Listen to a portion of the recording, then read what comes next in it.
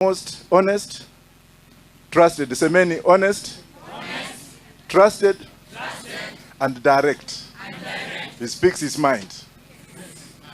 Mheshimiwa Baba, unajua ukiwa mahali mimi utetemeka. Sijui ni figo ama ni nini. Na hiyo kutetemeka kwangu ni furaha. Because of Baba tuko hapa. And because of Baba I am alive. And because of Baba hata wewe ndio ufanye namna hii kuniondoa kwa Baba, wewe mwenyewe ndio utajiondoa. Mheshimiwa Eugene Wamalwa, Mheshimiwa pia Wandai, Mheshimiwa wa Kitui, nimekula kwako, najua vile uko na mrembo kanatengeneza chakula mzuri. Ningependa kusema hivi.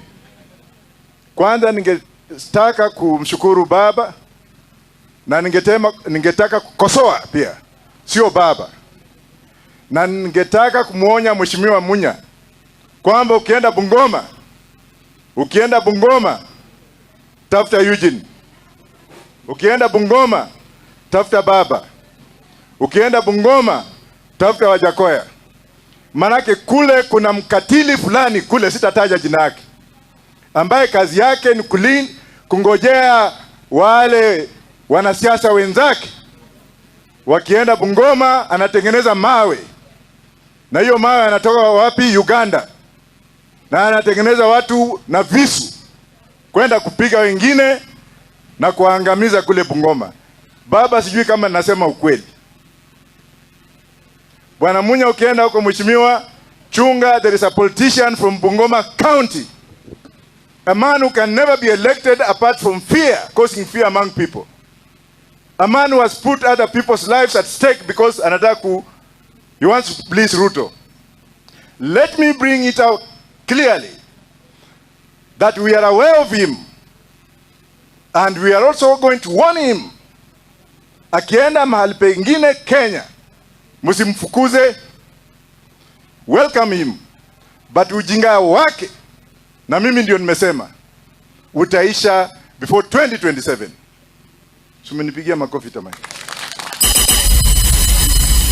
That man should know that Kenya of today is a Kenya of young and old.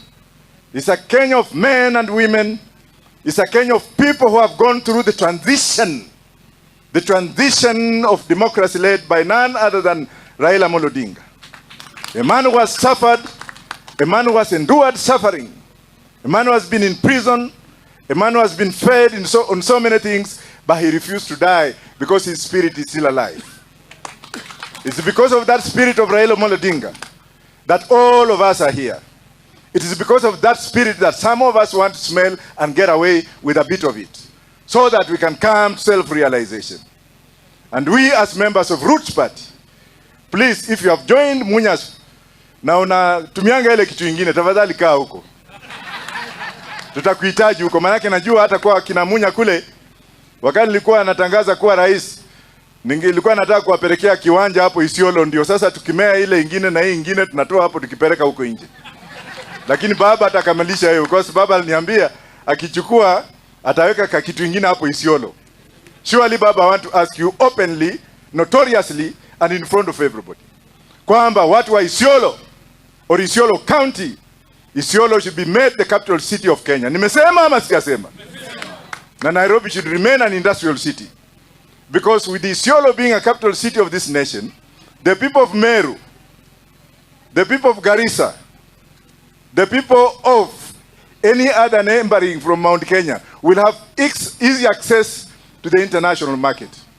Kutakuwa na kuajiriwa kazi pale, mahospitali zitapandwa pale, zitajengwa pale, puna mtu haitakufa kutoka ukikija Nairobi.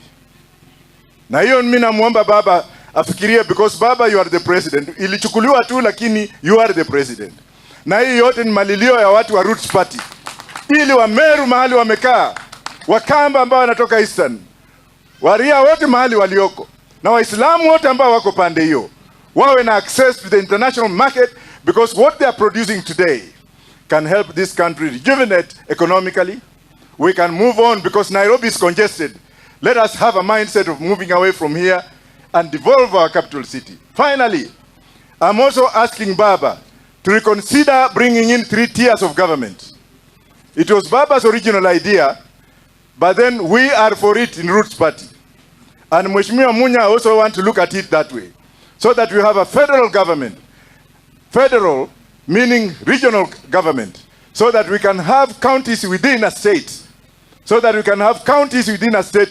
Ndio Wakuria wawe na kaunti yao, Wateso wawe na kaunti yao, watu wa Saboti wawe na kaunti yao, lakini kwa mrengo ya state, so that we have regional governments. Pale taxation will be easy. We shall have fair taxation. We shall have regional taxation, state taxation, and every state will be given its obligation and duty. We cannot take a county like Narok, which produces rice or wheat, hides and skins, meat and milk and tourism. Pesa ambayo inatoa pale inapelekwa central government ili wapewe kidogo. Hiyo ni uongo. Watu wa Narok wanatakana wakae kwa county yao wakiwa na regional assembly Nakuru ili waseme kwamba ile pesa ambayo imetoka county yetu hapa. How do we develop this first to us so that we could have a national ceiling? Na nimesema hivyo, tafadhali siku nyingine nitaongea na Munya. Ukija kwetu Kakamega, kuna mrembo wa nyumbani kwetu huyu. Tafadhali ukija kwetu Kakamega, kuanzia leo kurecruit, utalala kwangu. Sema utalala kwangu. Asanteni sana. Nitalala kwako. Thank you very much. Mimi ni mgeni wake, nitalala kwake. Si ndio? Hayo ni muhimu.